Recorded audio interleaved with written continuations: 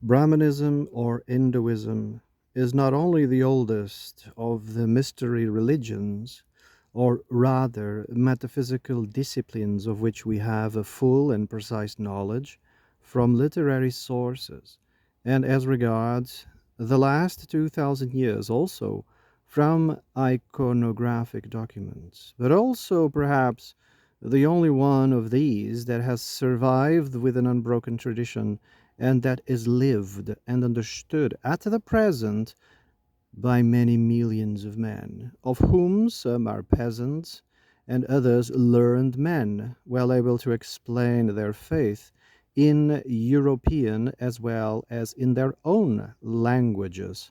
Nevertheless, and although the ancient and modern scriptures and practices of Hinduism have been examined by European scholars for more than a century, it would be hardly an exaggeration to say that a faithful account of Hinduism might well be given in the form of a categorical denial of most of the statements that have been made about it, alike by European scholars and by Indian trained in our so called modern skeptical and evolutionary modes of thought. In other words, rubbish. When you get the evolutionary mindset into things, it means the current thing that sells tickets. Because the evolutionary theory is mainstream, and if you attach the name evolutionary, behind the jargon that you're about to vomit, it becomes a bestseller because you are participating in the echo chamber. They just love you. They will publish your papers, they will publish your books, they will make films about it. I mean, money, money, money. Is it the truth? No. The truth is not a popular commercial thing. Nobody cares about the truth at all. They just care about the roller coaster. Yay! Who cares about the truth? So, like the revelation itself, we must begin with the myth, the penultimate truth, of which all experience is a temporal reflection. Experience is a temporal reflection. The mythical narrative is of timeless and placeless validity, true nowhere and everywhere. Just as in Christianity, in the beginning God created, and through him all things was made. Through him all things was made. What they're trying to say is through the mind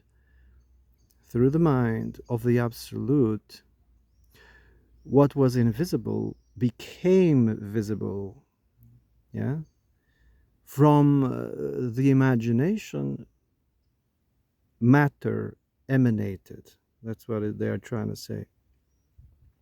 Regardless of the millennia that came between and the datable words, among the saying that the creation took at Christ's eternal birth.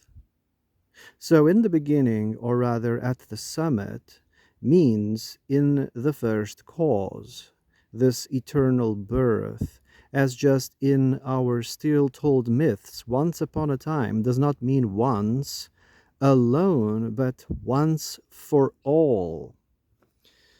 This eternal birth is for all. This eternal birth is eternity.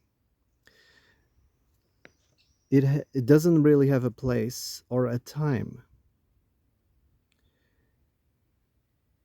It's everywhere and nowhere. It is eternity. Yeah.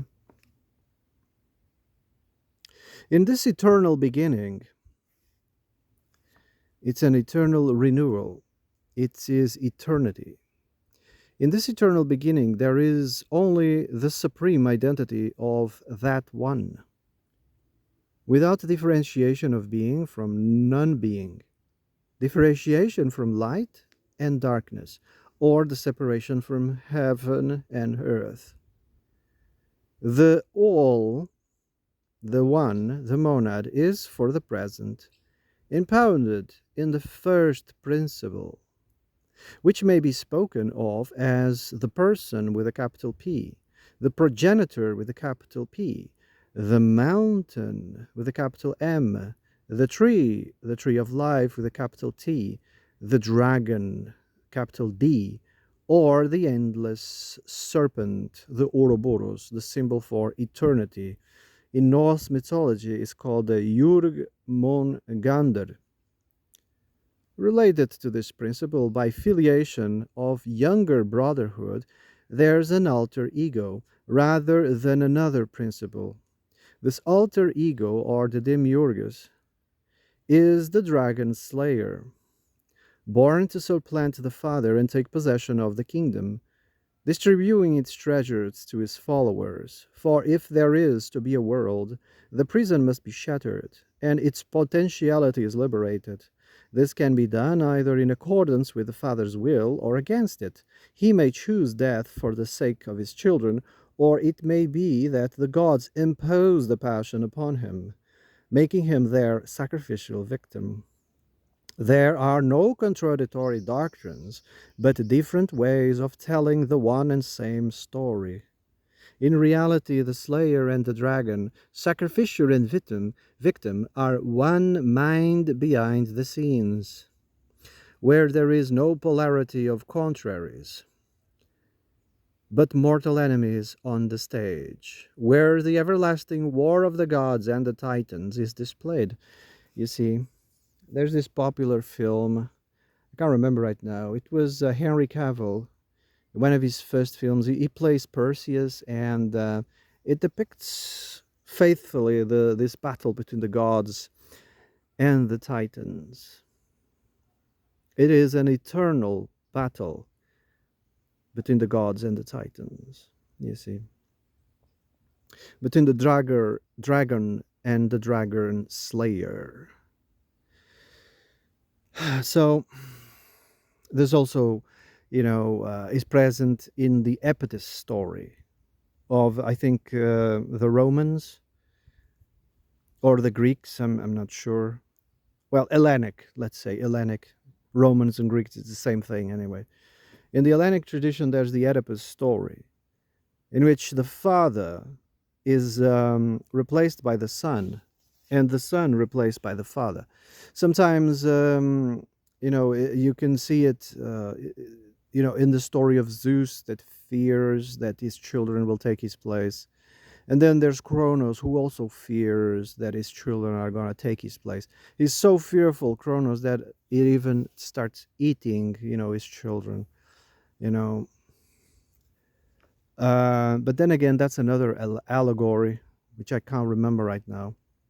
It's, I think, allegory of time. But anyway, he is death on whom our life depends upon. And the question, is death one or many?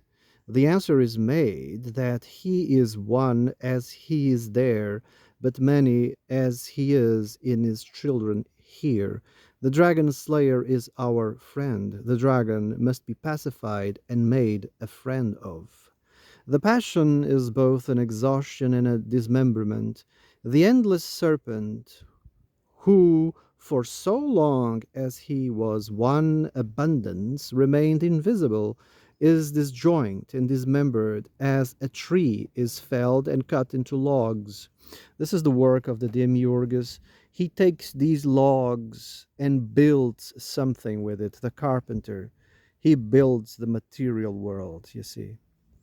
That's why he's the architect, the demiurgus. He builds this world, and the world is built in the image of the absolute. So the absolute can inhabit all of these worlds, all of these manifestations, trees, people, animals, everything is a manifestation and is built by the demiurgus. And um, the spirit, the supreme one, he inhabits by participation. He inhabits these, but it is not in the statues. The same way you would build, the demiurgus builds out of these logs, builds the worlds. We as artists, we build out of stone and other materials. We build, and create these beautiful things in the image of the divine. But it doesn't mean that the divine is inside the statue, you see. It encapsulates the beauty, which is the aspect of the divine. It encapsulates that, but it's like in trees and people, etc. The soul, the monad, is not in there. Is the puppeteer. Is the puppeteer, right? You have to understand this distinction. The spirit is not in the statue, so it is pointless to chip the noses of statues in a sign of disrespect. It's pointless to shatter these statues because the divine, the gods, quote unquote, are not in the statues. The same way the soul is not in the body. That is a logical fallacy. You know, it doesn't make any sense. We create talismans and statues and trinkets, and we mold, like the demiurgus, we mold things in the image of the divine, that has something that has meaning to us, right? But it doesn't mean that the spirit is inhabiting those objects. Only the fool, believe that the gods are inside the statue or the demons are inside the statue. Only fools. But anyway, the fire of life and water of life, Agni and Soma. All gods, all beings, sciences and goods are contributed by Python, who has holdfast, will not let them go until he is smitten and made agape and pant. And from this great being, and if from damp fire smoking, are exhaled the scriptures, the sacrifice, these worlds and all beings, leaving him exhausted of his contents and like an empty skin. See, the monad, the one wanted to experience multiplicity, so he emptied everything that he had, and with the help of the demiurgus, created all this matter. It emptied himself out. From one, he became multiplicity, but from multiplicity, it also returns to the one. It is like a breathing in and breathing out. It's the symbol of infinity. In the same way, the progenitor, when he has emanated his children, is emptied out of all the possibilities of this finite manifestation and falls down unstrung, overcome by death, though he survives this woe.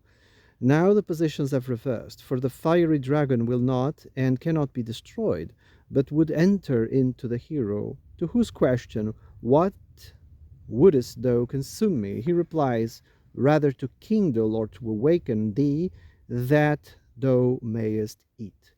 The progenitor, whose emanated children are, as it were, sleeping and inanimate stones, reflects, "Let me enter into them to awaken them." But so long as he is one, he cannot therefore divide himself into powers of perception and consumption, extending these powers from his hidden lair in this cave of the heart through the doors of the senses to their objects, thinking, "Let me eat of these objects." In this way our bodies are set up in possession of consciousness, he being their mover. So he is the puppeteer. Yeah. So body consciousness uh, is a vehicle for him, you see.